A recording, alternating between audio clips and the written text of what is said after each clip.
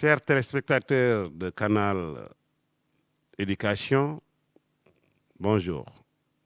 Nous voici encore une fois avec vous pour continuer le travail mémoriel et le devoir de mémoire que nous avons entamé il y a cela quelques jours.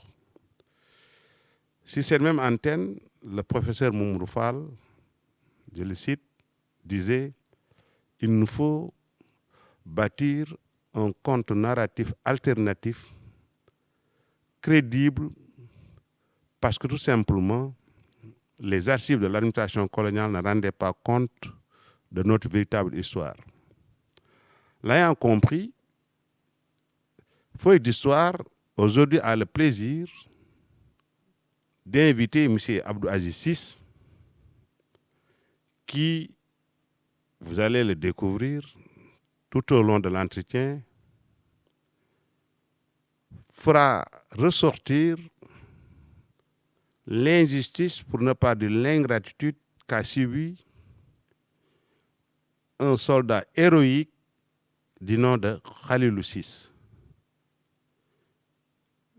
Khalilou Ciss était plus connu sous le matricule 84 481. Bonjour, M. Ciss. Bonjour, M. Bey.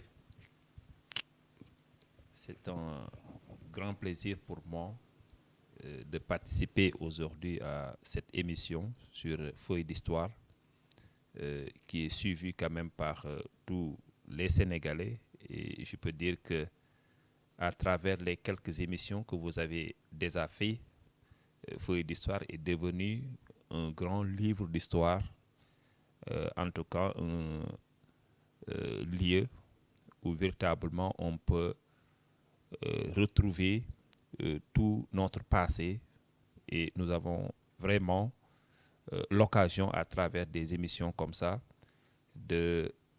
d'avoir une meilleure compréhension donc du passé de l'Africain, du passé de manière générale, pour ne pas simplement rester donc dans le cadre africain. Très bien, mais qui est Abdou Aziz Ciss? Abdou Aziz Ciss est un natif du village de Khaïserer, issu d'une famille polygame, d'un père qui était fonctionnaire, qui a travaillé jusqu'à sa retraite à la SAIBC et SAIB, donc en tant que menuisier. Et la maman est Lébou, donc Wolimbeng, originaire de Déni Biramdao.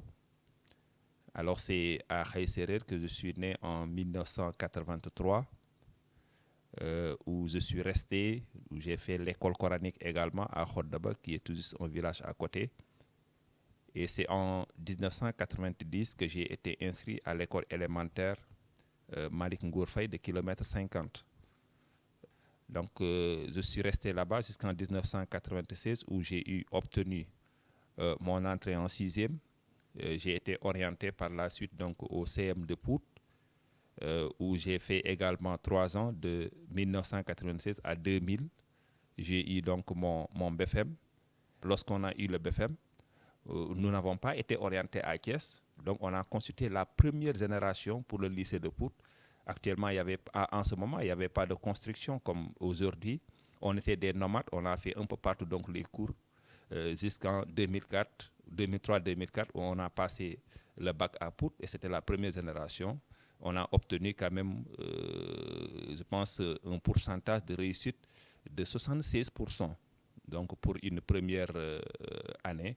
En tout cas, c'était un défi à relever, parce que je ne suis pas sûr que ça soit la vérité, mais on nous disait souvent que la survie de l'école dépendra de vos performances. Et souvent, c'est des professeurs qui nous disaient ça. Si vous êtes capable de faire un bon résultat, soyez sûr que dès l'année prochaine, le gouvernement va trouver les moyens de nous construire un lycée. Okay, très bien. Donc, après le bac, vous êtes allé à l'université? Oui, après le bac, je suis allé à l'université. J'avais la conviction que je devais faire histoire, et c'est là que je devais réussir. Et j'ai eu la chance, pour être resté pendant longtemps chez moi, de faire la connaissance de quelqu'un qui travaille dans les champs comme ça à Pout. qui m'a mis en rapport avec un certain Sékou Sylla, qui se trouvait à l'époque être un des membres donc, du mouvement syndical, donc des professeurs à l'université.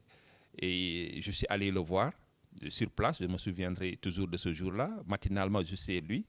Et quand j'ai commencé à expliquer, il me dit, mais ceci, dites-moi simplement ce que vous voulez. Je dis que je vais aller au département d'histoire. Il m'a donné rendez-vous le lendemain. Et quand je suis venu, il y avait tous les documents qui me permettaient de m'inscrire au département d'histoire. Très bien, donc vous avez finalement fait histoire jusqu'à la maîtrise. Oui. Ensuite, vous avez fait l'école normale. Vous êtes devenu enseignant. Et quel était votre premier poste? Alors, quand j'ai fait, bon, même pour la maîtrise, donc il y a une date quand même, ce serait difficile de ne pas en parler. Donc, j'ai fait un parcours normal en première, deuxième, troisième année. À partir de la maîtrise, je pense en 2008 comme ça, il y a eu mon père qui est décédé en cours d'année. Et comme j'étais un peu l'aîné de ma famille, du côté donc de ma mère, j'étais obligé à un moment donné de prendre un peu de recul, d'exercer une petite activité pour pouvoir non seulement subvenir à mes propres besoins, mais aider également mes frères cadets. C'est là que j'ai tenté le concours de l'école normale en 2009, que j'ai réussi.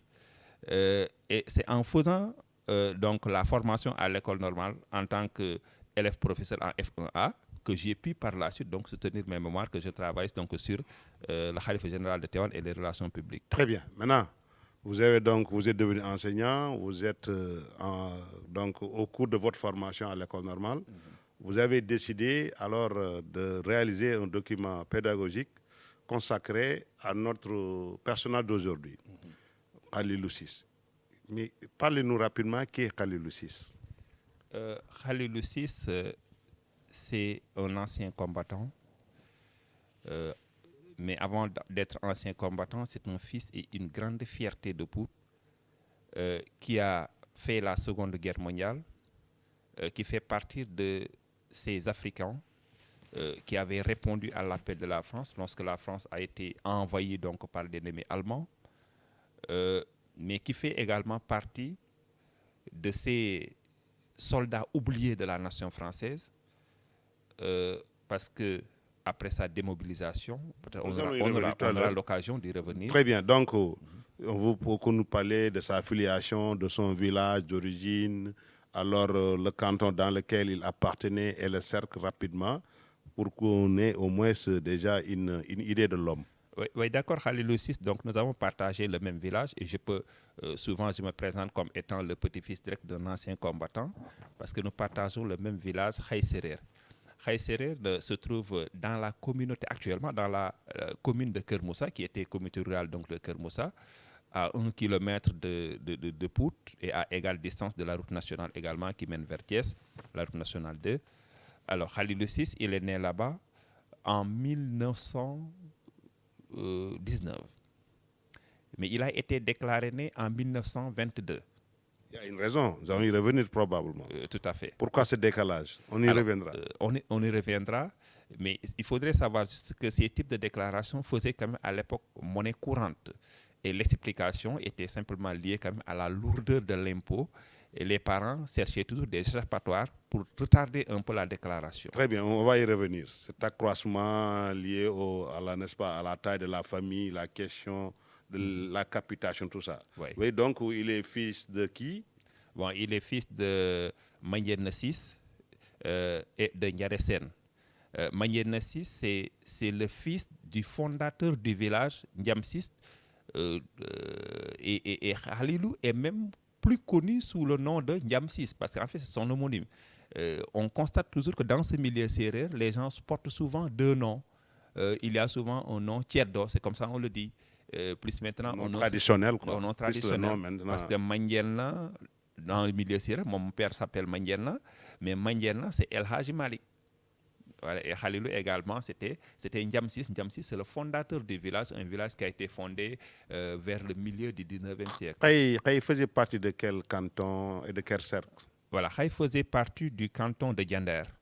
Et je pense qu'aujourd'hui, les livres d'histoire, en tout cas, ont révélé un peu l'organisation administrative de la France dans le souci donc de mieux organiser donc ces colonies. On sait que depuis 1895, la France avait installé l'AOF comme l'AF avec comme capitale donc Dakar, l'AOF.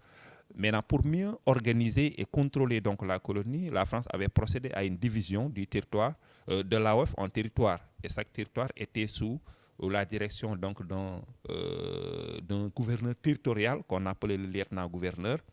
Le Sénégal était un territoire qui avait également la particularité d'être en même temps la capitale de l'AOF. Donc Dakar était la capitale. Maintenant, dans ce Sénégal, le territoire était divisé en cercles. Les cercles peut-être seraient aujourd'hui ce qu'on appelle les régions. Très bien.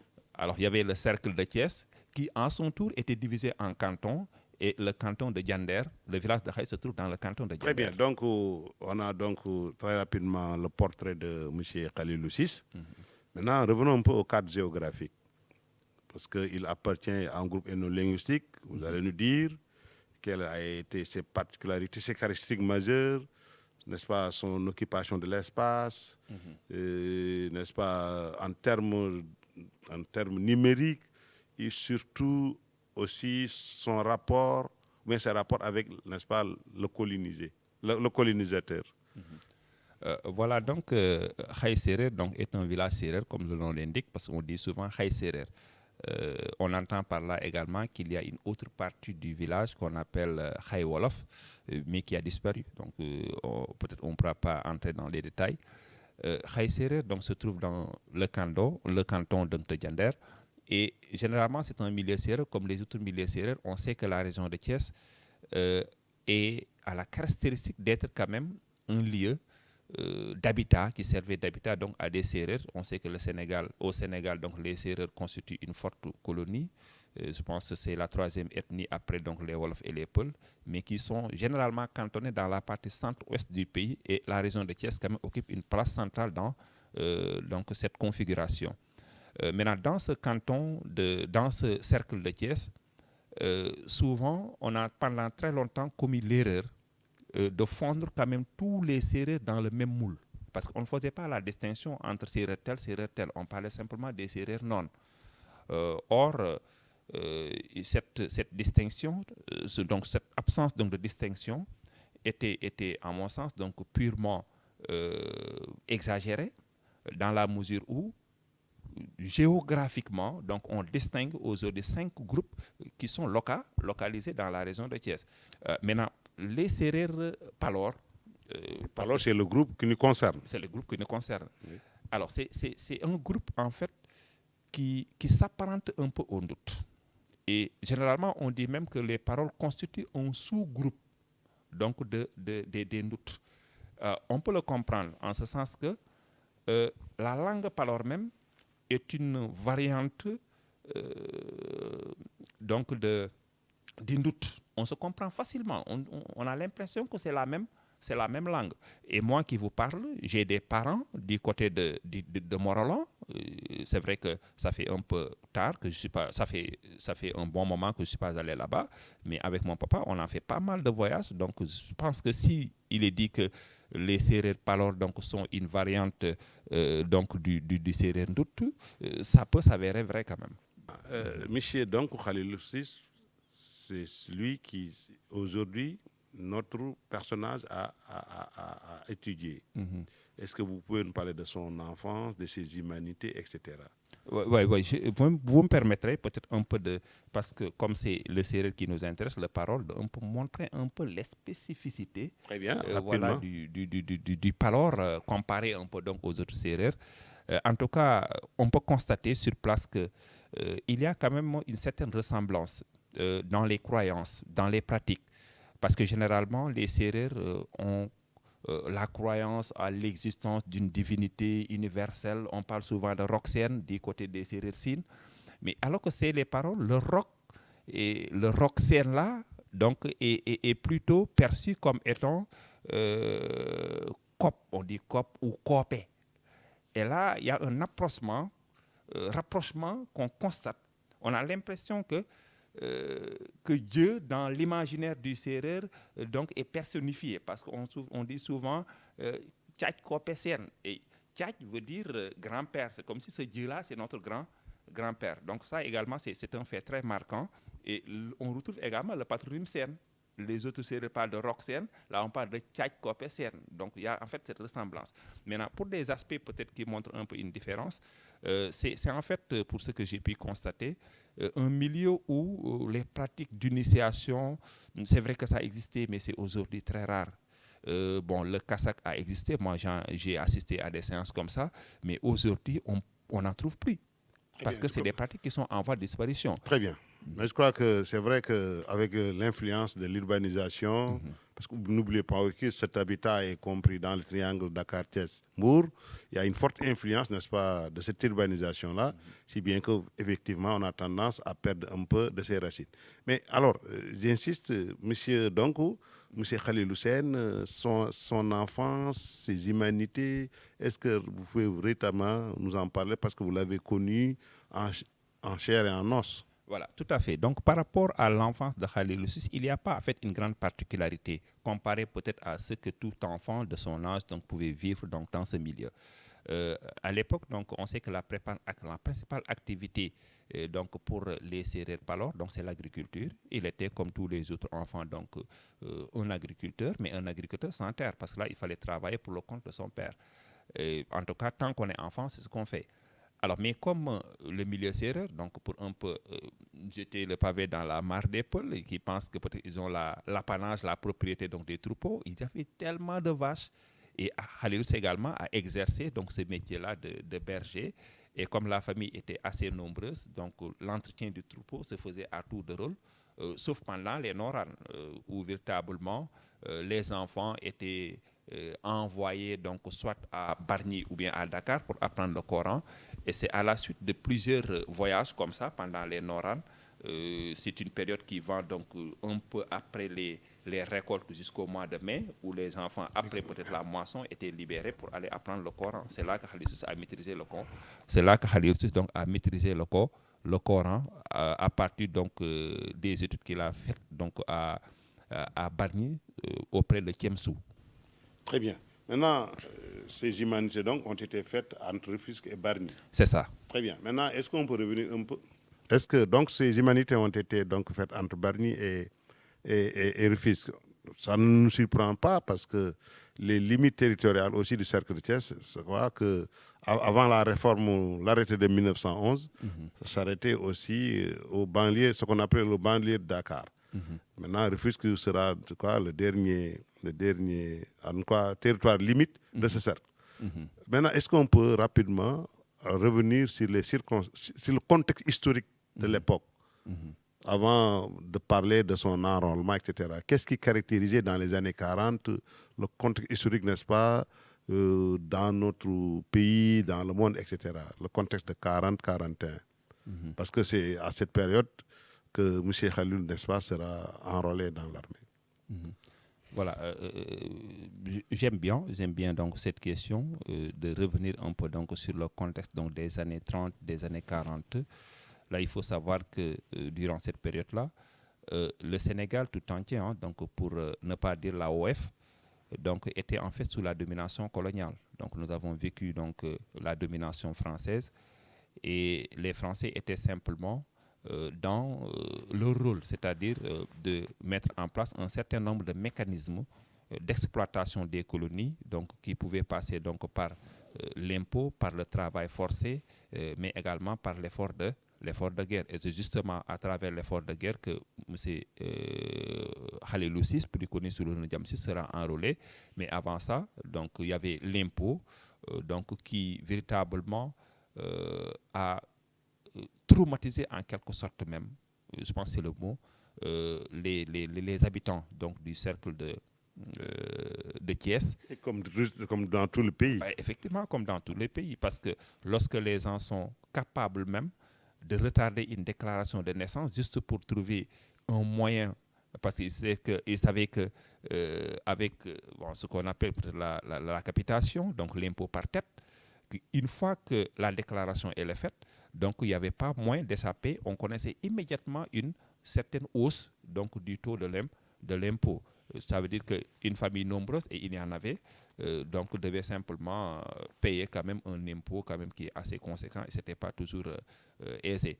Alors, le dispositif colonial que les Français avaient mis en place était tellement efficace, de sorte que il serait difficile pour ces colons-là donc de voir une famille s'échapper donc à la lourdeur de l'impôt, parce que le travail à la base était confié donc aux différents chefs de village qui devaient maintenant collecter les impôts qu'il fallait remettre maintenant au chef de canton. Le chef de canton, à l'époque, on nous dit que c'était un certain Lat Fatim qui avait succédé également à Daoud Fall.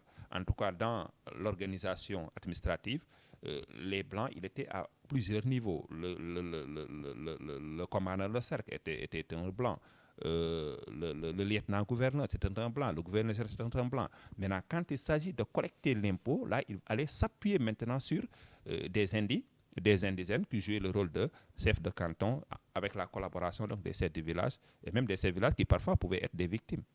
Mais c'est vrai, à regarder de près cette question de l'impôt, on se rend compte qu'elle constitue d'ailleurs le piédestal sur lequel a reposé quasiment la colonisation française dans la perspective de mise, de la mise en valeur des colonies. Ce que je voulais dire, c'est parce que l'impôt, d'ailleurs, nous allons lui consacrer probablement une émission entière, mais on se rend compte que tout a été déstructuré jusqu'à l'imposition même de la culture arachidière, jusqu'à la volonté de tuer même l'élevage dont vous parlez, juste pour permettre aux gens d'avoir du travail et être en mesure de payer l'impôt.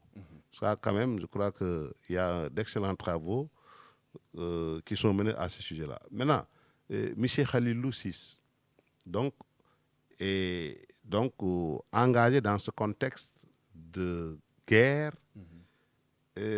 Parlez-nous un peu des conditions de son recrutement. Est-ce qu'il y avait un âge requis pour être militaire? Parlez-nous, n'est-ce pas, de tout cela, quoi, de tout ce narratif, quoi. Comment ça se faisait? Alors, parler un peu des conditions de recrutement de M.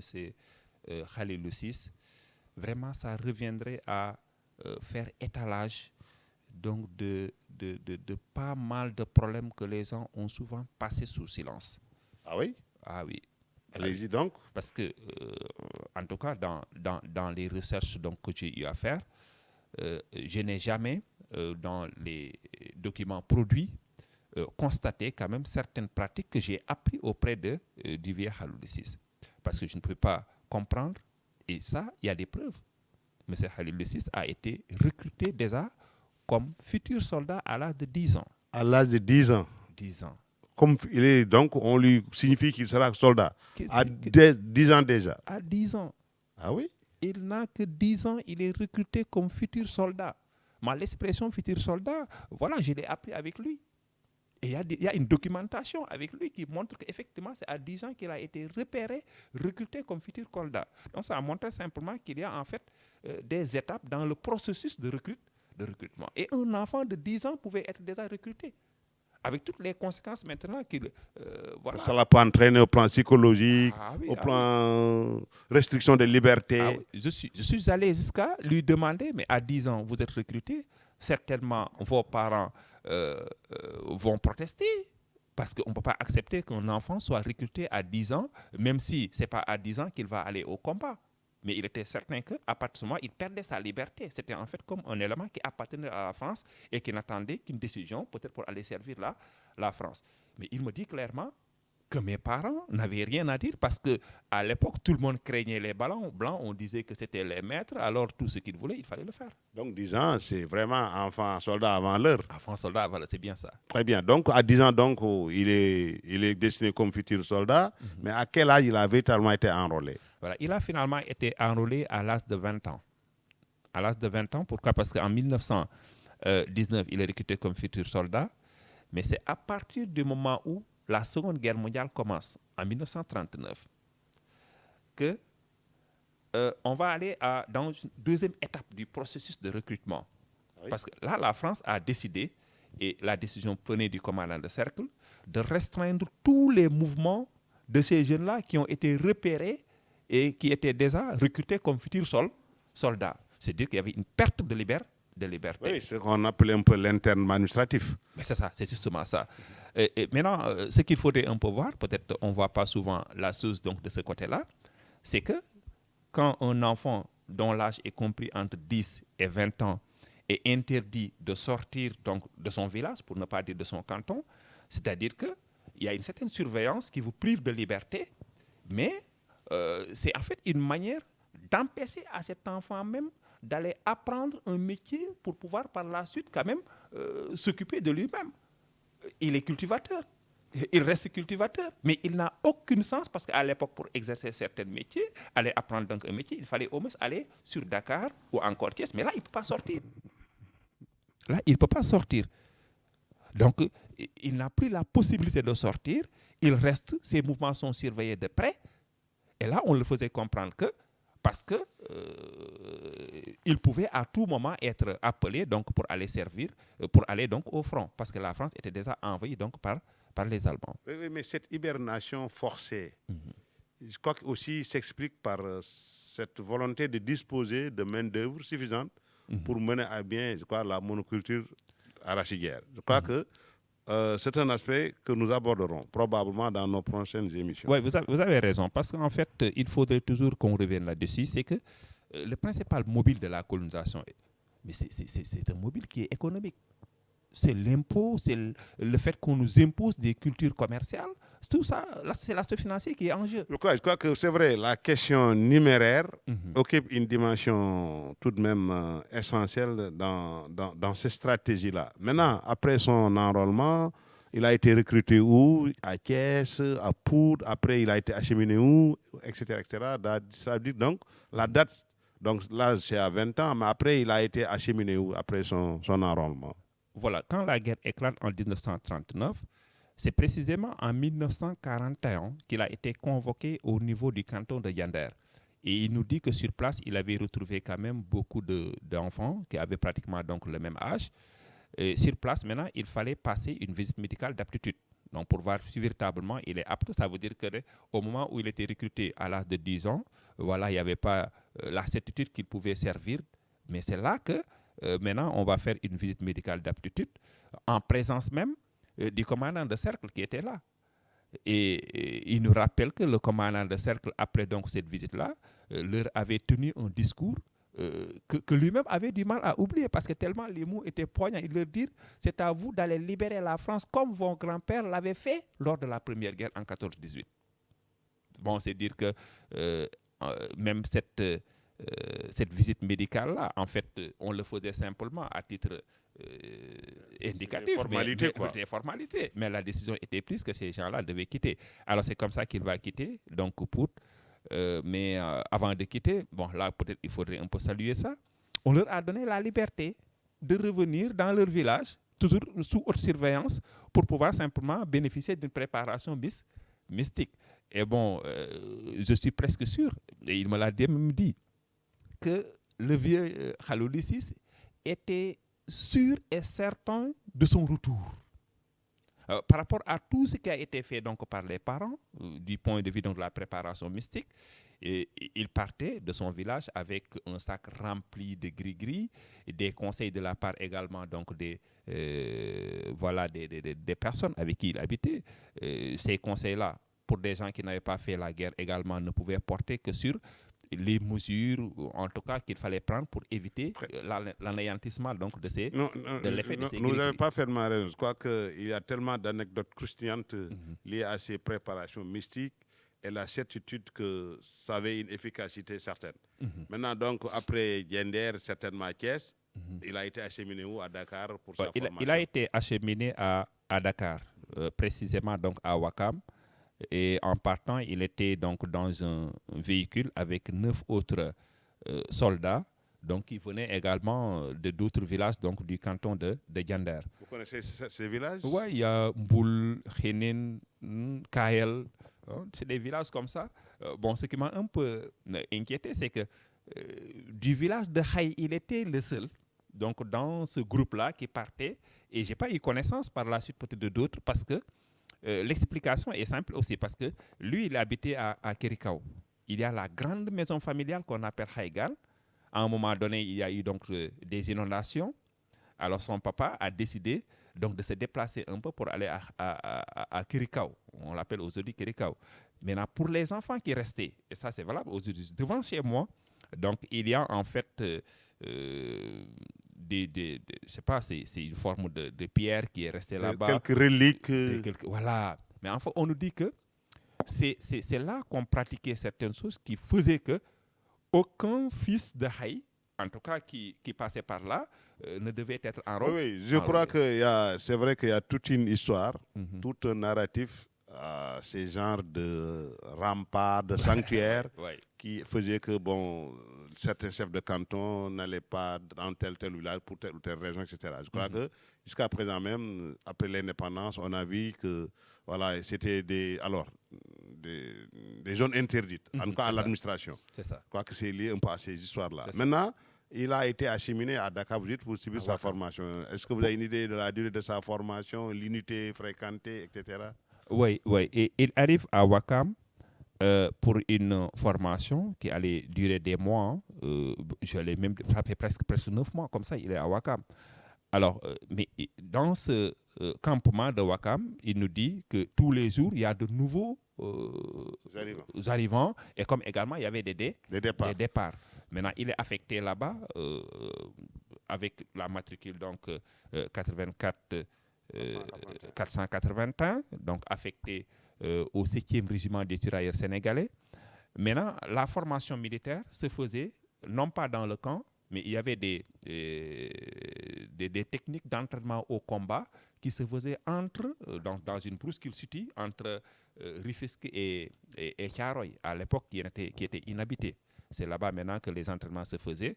Et maintenant, le régiment de tirailleurs auquel il appartenait était divisé maintenant en sections. Chaque section contenait entre 30 et 36 éléments. Ces 36 éléments sont répartis également en 3 groupes de 10 à 12 éléments, donc qui est mis sous la disposition donc d'un groupe restreint de formateurs. Alors donc les tâches au combat n'étant pas les mêmes, donc les exercices également d'entraînement n'étaient pas les mêmes. Lui, en sa qualité de tireur, donc on l'entraînait souvent donc à des techniques de maniement des armes, comment se camoufler comme ça, et également à respecter en fait les principes pour ce qui est des déplacements un peu coordonnés. Donc il a travaillé sur ça et il m'a garanti qu'il était très fort quand même dans son domaine en tant que tireur. C'est un tireur d'élite, ouais. on pourrait dire aujourd'hui. Ouais. Mais donc après sa formation finie, je crois qu'il doit maintenant embarquer pour la France. Est-ce qu'on peut revenir sur son itinéraire et différentes étapes avant d'arriver à bon port? Oui, donc il a quitté le camp de Ouakam en 1943. En 1943. Donc, 1943. il a fait 2 ans, banalement, à Ouakam. 2 ans à Ouakam, oui, c'est ça, c'est justement ça. Il a fait 2 ans à Ouakam. Après, donc, il quitte Dakar, étant embarqué donc dans un bateau, il dit le Pasteur Balkan. Le Pasteur Balkan. Pasteur Balkan. Oui. OK. Alors, donc, un voyage qui a été très difficile, il est dans des conditions quand même maritimes très difficiles, qui va l'amener au Maroc. Donc, il a fait un séjour à Casablanca de 4 jours, pour un voyage également qui a duré 4 jours. Et à partir de Casablanca, il est allé donc à Fès. Là, il y a eu un long séjour quand même à Fès. Ils ont fait quand même des mois, 9 mois à Fès. Mais ce n'était pas en fait de leur propre gré, parce que l'avancée ne dépendait que de la situation au front. Donc, tant qu'il y a la possibilité d'amener donc des soldats, ils le faisaient. Il fallait maintenant s'assurer que les routes étaient bien balisées pour que les gens puissent accéder à destination. À partir de Fès, maintenant, il arrive donc à Ajaccio, donc en Corse. Et c'est là, en réalité, à Alger d'abord. Et c'est à partir d'Alger qu'il a senti véritablement le début de la guerre. Parce qu'il dit que les premiers bombardements que le contingent auquel il appartenait donc a essuyé, c'est à partir d'Algérie. Oui, on comprend bien les troupes roumaines d'Afrique du Nord. Tout à fait, parce qu'en fait, il nous disait que, selon les informations que leur fournissait, que les premiers tirailleurs sénégalais qui étaient au front faisaient quand même montre d'une bravoure telle que l'ennemi allemand voulait simplement couper un peu le pont pour empêcher l'arrivée de nouveaux contingents. Oui, c'est ça. Et c'est à partir d'Algérie maintenant que la guerre a commencé donc pour le vieux Khalidou VI. Mais n'empêche donc ça n'a pas empêché donc à son contingent de pouvoir continuer donc sur Corse. Et ce qui a facilité un peu sur la Corse. Sur la Corse. Oui. Ce qui a facilité un peu donc le déplacement sur la Corse, c'est que à Alger ils ont été rejoints par l'armée américaine. Là tout le travail a été fait maintenant de manière collégiale. La marine américaine. La marine américaine. Donc ils passent par la Corse et à partir de 1944, c'est là que maintenant précisément le 16 août 1944 qu'ils doivent maintenant quitter la Corse pour aller libérer Toulon, le fameux débarquement de Toulon. Donc il y a participé. Ah oui. C'est un acteur. De premier plan. De premier plan. Est-ce que vous pouvez décrire un peu son narratif? Donc par rapport à ça, le vieux, il le dit même. Il dit que souvent on a tendance à trop se focaliser sur le débarquement de Normandie, qui semble un peu cacher un peu l'histoire du débarquement de Toulon. Et pourtant, ça a été extrêmement important parce que ce débarquement devait permettre à ces tirailleurs sénégalais au moins de prendre pied en France. Et en passant donc, par la Méditerranée, donc la position de Toulon au sud-est de la France, il fallait maintenant accéder en France. Mais ils ne pouvaient pas le faire parce que devant eux, ils disaient qu'on voyait en fait des bateaux et à regarder la marine de l'ennemi allemand. Et de loin, quand on perçoit ces bateaux-là, on a l'impression que c'est des montagnes. Et impressionnant comme dispositif. C'est impressionnant comme dispositif pour dire que les Allemands, quand même, à un moment donné, leur combat, c'était de ne pas laisser arriver donc, des tirailleurs. Oui, je crois que tout au long de la Deuxième Guerre mondiale, à un moment donné, je crois que l'enjeu, c'était le contrôle, n'est-ce pas, de la mer. Hein? C'était ça. Parce que je peux comprendre également quelque part que pour moi, la France en tant que telle ne posait plus problème. Parce qu'en juin 1940, la France est complètement envahie donc, par les Allemands. Maintenant, ce que les Allemands pouvaient faire, c'est empêcher peut-être un renfort venant d'Afrique. Très bien. Donc, il parle de débarquement de Toulon, qui, somme toute, est à prendre véritablement avec beaucoup de considération. C'est vrai que, parce qu'ils ont participé, c'est là aussi une façon de sous-estimer cet apport-là que les tirailleurs, les troupes noires, la force noire a apporté. C'est aussi ça prélève aussi de l'idéologie. Hein.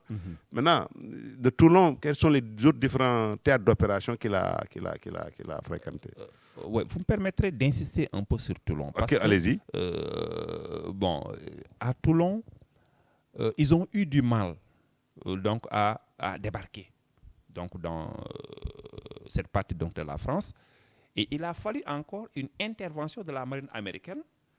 Ils avaient pris donc de petits navires comme ça, de petites vedettes et autres là. Voilà, c'est ça, donc pour leur permettre simplement donc de débarquer et maintenant d'aller à l'assaut de l'ennemi pour pouvoir d'abord libérer la ville de Toulon. Donc le commencement de la libération de France c'est à partir de Toulon, et de là maintenant ils vont mener une campagne vers l'est, donc en libérant quand même toute la partie sud, avec Cagnes, Antibes, comme ça.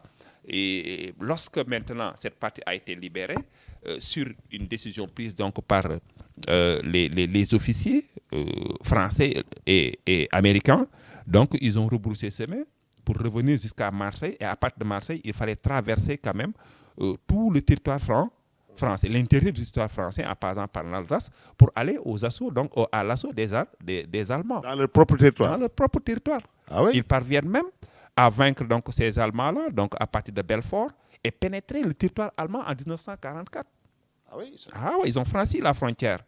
Donc, vous savez, la contre-offensive, quoi. La contre-offensive, effectivement, aidée par les Américains aussi. Donc, ils parviennent à le faire. Et à partir du moment où ils pénètrent le territoire allemand et qu'ils parviennent à prendre le contrôle de certaines villes allemandes. Lesquelles, par exemple? On nous parle de Kronberg, de Münster. La prononciation donc, de ces termes-là pose problème. Mais en tout cas, les noms sont écrits comme ça. Et en tout cas, c'est des villes importantes à l'époque parce que c'était un peu dans le pourtour donc, de la limite entre la France et Oui, la frontière. Voilà, donc les Allemands quand même tenaient à ce que la frontière ne soit pas percée. Donc à partir du moment où ils traversent la frontière pour contrôler ces villes-là, donc c'est en fait les signes de victoire donc pour l'armée française aidée donc par ces tirailleurs donc, et l'armée américaine. Alors l'autre élément, peut-être quelque part, nous sommes en 1944, les Allemands donc vont essuyer les premiers revers. À partir de cet instant, Khalilou VI et son régiment de tirailleurs, le 18e régiment de tirailleurs sénégalais, doivent revenir encore à Marseille. Mais il y a une partie de l'armée américaine qui poursuit, qui mène le combat donc vers l'intérieur du territoire allemand. Moi, je comprends quelque part que à partir du moment où toutes les conditions d'une victoire sont déjà réunies, là, il fallait maintenant détourner un peu ces tirailleurs-là vers d'autres fronts pour un peu donner plus de mérite donc à ces blancs-là pour ce qui est de la victoire. On connaît toute cette histoire. Parce qu'il y a ici cette histoire de blanchiment des troupes, même avec la libération de Paris. Je crois que c'est dans cette perspective-là. Mais après, le territoire allemand revenir en France, après, il n'a... Dans quelle terre d'opération il s'est encore signalé? En Italie ou bien en Angleterre? Voilà, le troisième front, parce qu'en fait, il y a trois fronts. D'abord, le premier front, c'est à partir de Toulon. Le deuxième front, maintenant, c'est celui qui conduit donc vers le territoire donc, allemand. À partir de leur retour maintenant à Marseille, il fallait maintenant se lancer à l'assaut maintenant des Italiens. Donc là, également, ils ont mené quand même des guerres contre donc, les troupes italiennes qui ont été battues donc, dans plusieurs localités et qui parviennent aussi également, comme ils l'ont fait avec les Allemands, à pénétrer le territoire italien. Et là, ils sont restés, il le dit, à Opigne, donc dans le territoire italien, en passant donc par Saint-Martin-Vésubie. Donc en tout cas, c'était une victoire claire donc, sur les Allemands, donc par la suite maintenant sur l'Italie. Maintenant, à partir de là, c'était en fait la fin de la guerre. Donc nous sommes en 1945, la France est totalement libérée, l'ennemi a été véritablement acculé, poussé donc jusqu'à ses derniers retranchements. Et maintenant, il fallait laisser ceux-là qui demandaient le soutien des tirailleurs peut-être s'en glorifier parce qu'il n'a pas assisté. On sait qu'à partir de 1945, tout ce que les Américains et les Français ont fait, c'était en fait de développer une stratégie pour capturer Hitler vivant.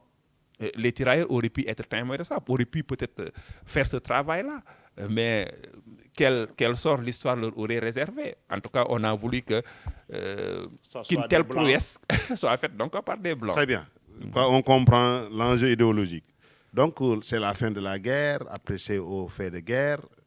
Maintenant, on va vers la démobilisation et certainement le retour.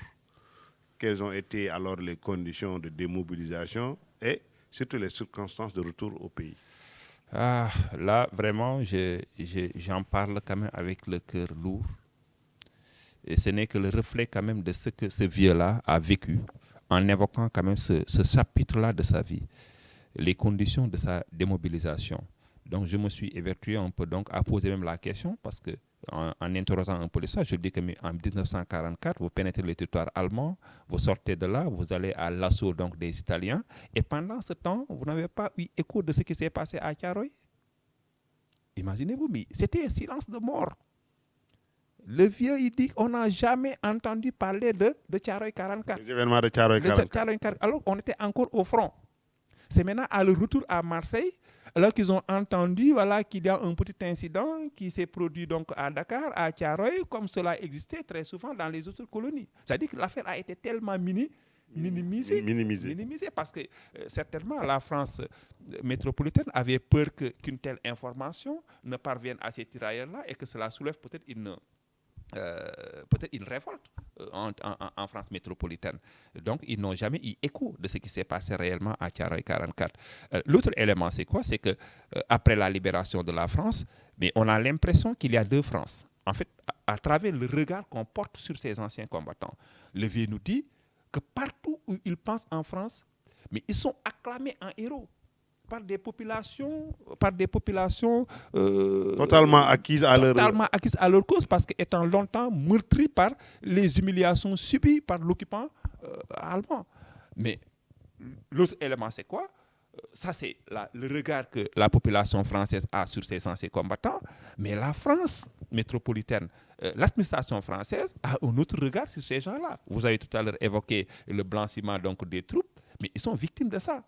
En étant à Marseille, déjà, il était soldat de deuxième classe au niveau du 18e régiment des tirailleurs sénégalais. À Marseille, il est affecté donc au DJTC, mais comme soldat de première classe. Donc c'est en fait une forme de... il a été dégradé, quoi. Il a été dégradé, c'est ça. Et maintenant, ce n'est que des humiliations en réalité, par rapport maintenant au traitement qui leur a été réservé. Maintenant, les conditions de démobilisation, ça véritablement, ça montre un manque de respect total. Parce que quand il quitte Marseille pour revenir donc à Dakar, c'était, si je ne me trompe, le 20 avril. Il est embarqué à Marseille. Il arrive à 1946.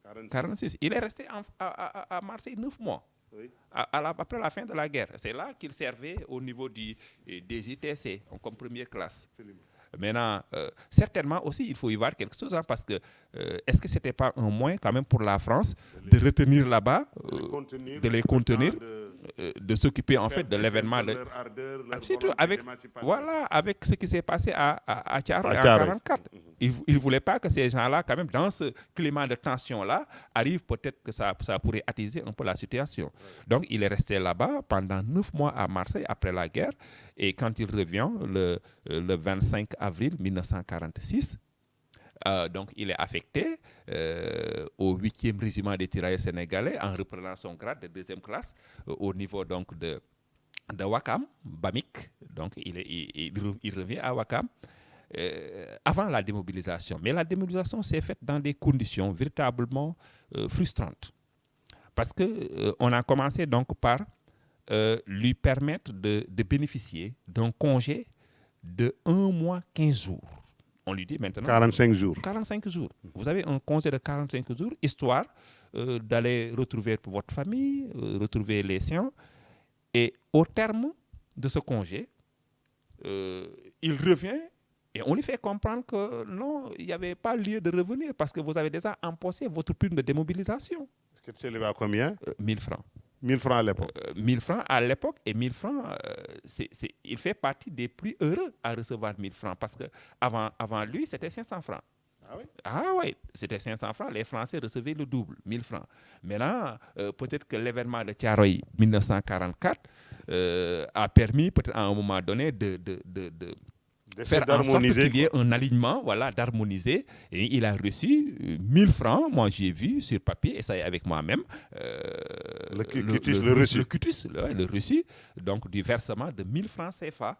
Donc, mais comme certainement du commandant de cercle. Du commandant de cercle à partir de Thiès. À partir de Thiès. À partir de Thiès. Lorsqu'il est venu au premier jour de son congé, avant de rejoindre donc son village, il est passé par Thiès pour récupérer ses... Et là, 45 jours épuisés, on lui dit que maintenant, il n'y a plus lieu de... Non, mais en fait, les 1000 francs, moi, je ne considère même pas comme peut-être, c'est pas une prime de démobilisation, mais c'est comme le salaire que vous devez recevoir après tant d'années de guerre. Parce qu'il n'y a plus rien par la suite. Quand il revient, on dit que vous avez déjà empossé votre prime de démobilisation. Je pense qu'il était plus simple de lui dire simplement que voilà, la France ne vaut plus de vous, c'était juste pour la guerre est terminée, allez-vous-en. Mais on a joué avec lui faisant comprendre qu'il y avait un congé. Au terme du congé, il revient pour servir. On lui simple que la mission est finie. Donc, très bien, avant de revenir un peu sur ces péripéties-là, mais est-ce que lui, il avait d'autres frères d'armes qui étaient dans la même situation, ou bien connaissez-vous d'autres frères d'armes qui ont fait les mêmes campagnes que M. Ciss? Vous en citez quelques-uns? Voilà, donc je pense qu'il a insisté quand même sur 2 noms.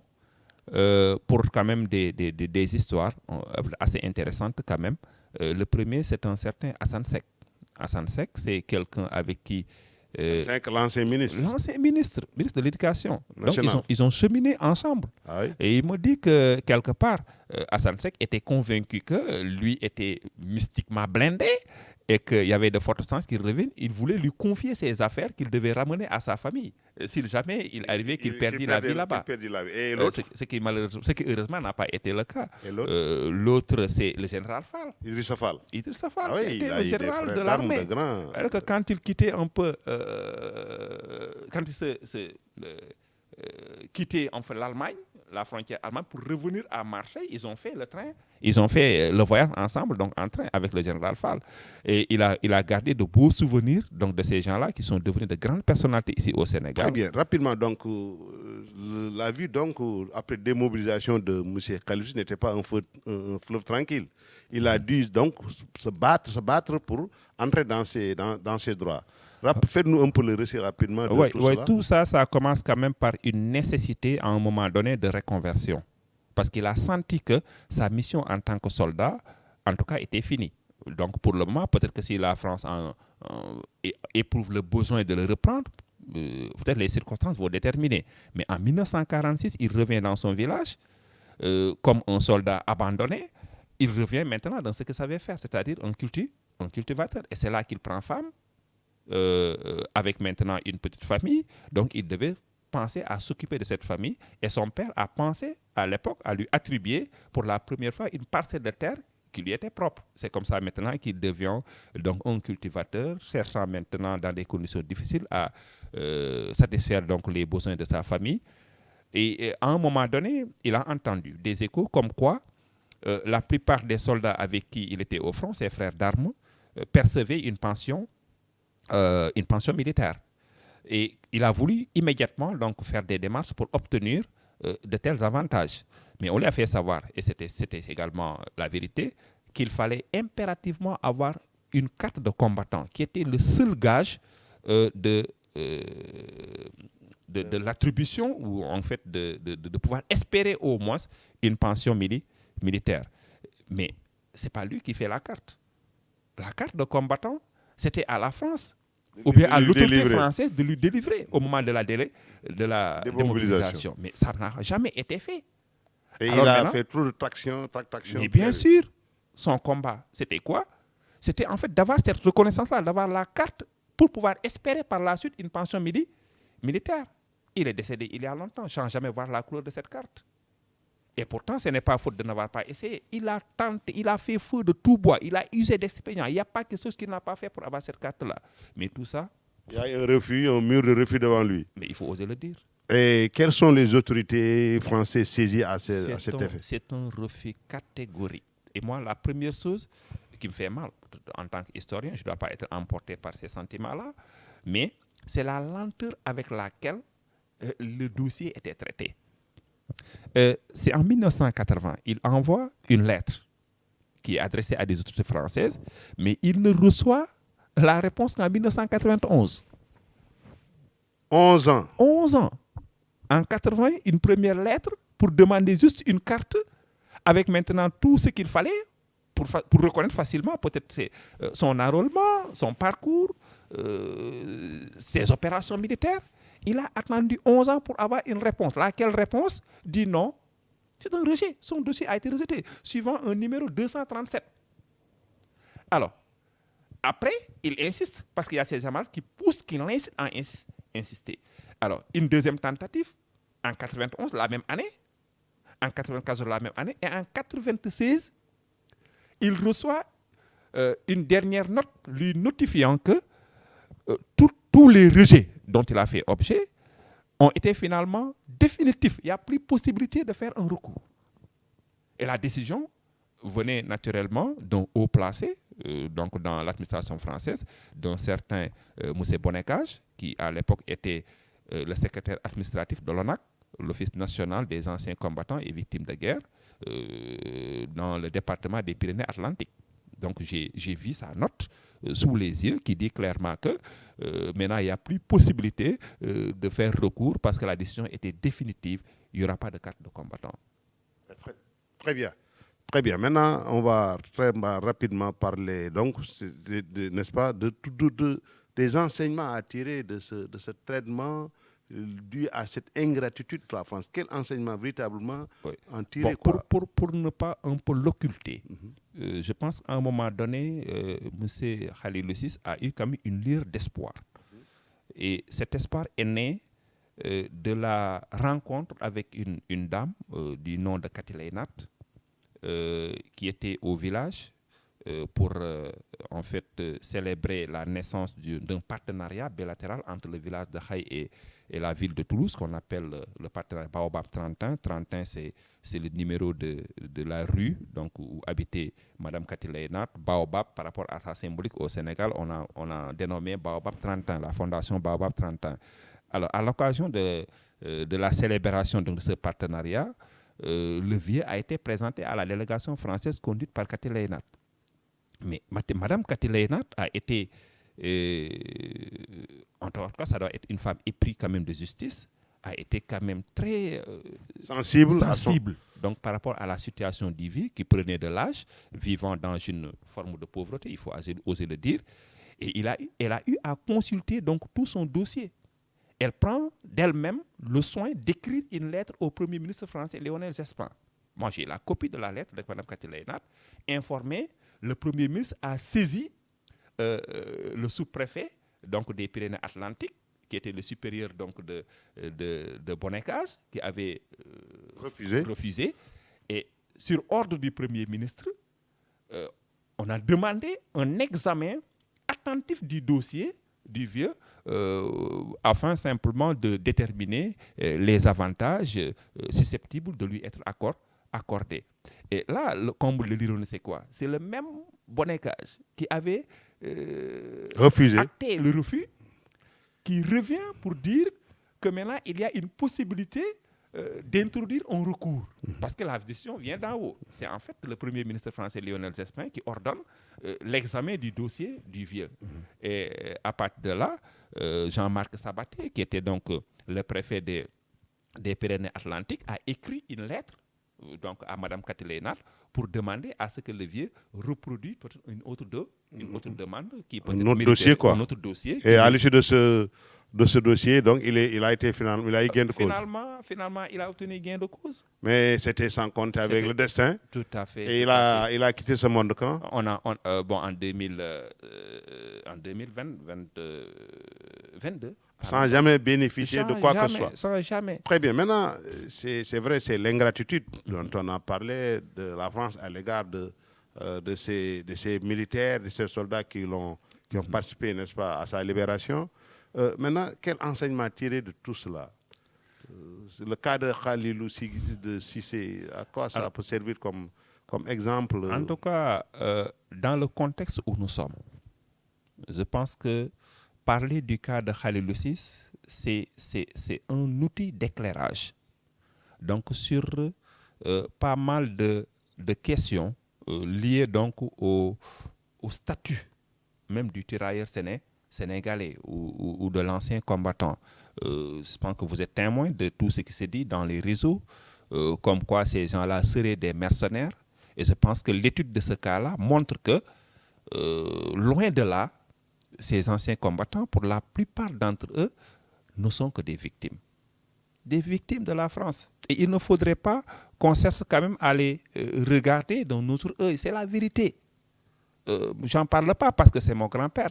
Mais voilà un enfant de 10 ans qui n'a jamais choisi d'être soldat, qui a été arraché à sa terre natale, qui est allé servir donc la France, qui l'a fait, et quand la France est libérée, mais qui a vécu quand même toute une ingratitude, toute une injustice de la part de la France. Donc aujourd'hui, je suis étonné de voir ici des Sénégalais même qui sont capables de jeter le discrédit sur ces gens-là pour les taxer simplement d'être des mercenaires à la solde de la France. Très bien. C'est regrettable. Je crois que cette question est déjà abordée ici. Je crois que reconsidérer le terme même de tirailleur était un devoir pour tous.